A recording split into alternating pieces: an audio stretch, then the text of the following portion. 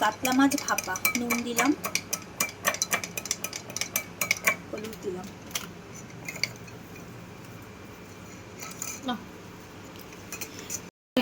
মাছগুলোকে নুন হলুদ মাখিয়ে নিয়েছি, তার মধ্যে মাছগুলোকে নুন হলুদ মাখিয়েছি, তার মধ্যে দেবো হলো টক দই,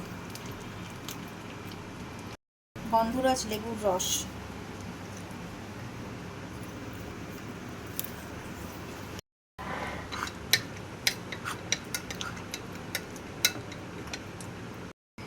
এর মধ্যে দেব খুব অল্প পরিমাণ একটুখানি ভিনিগার,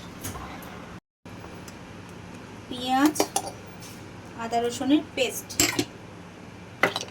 এর মধ্যে দেব বেটে রাখা সাদা সর্ষে, কালো সর্ষে, পোস্ত, সেটার পেস্ট দেব, লঙ্কার গুঁড়ো। সবাই ইলিশ মাছ ভাপাটাই ন্যাচারালি খেয়ে থাকি, কিন্তু এই কাটাপোনা ভাপাটাও এক্সিলেন্ট খেতে হয়।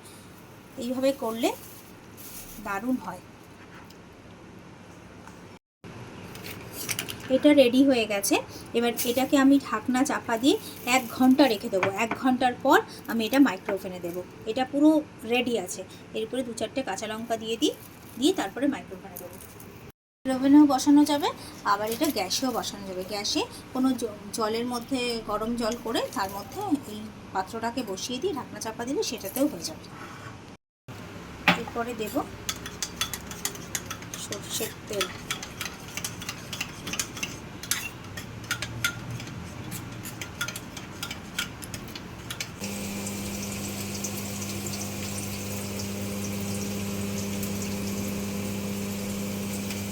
মাইক্রো ওভেনে 15 মিনিট দিয়েছিলাম, দিতেই আমার মাছ পুরো রেডি। দেখো কি সুন্দর কালার এসেছে, অপূর্ব দেখতে হয়েছে।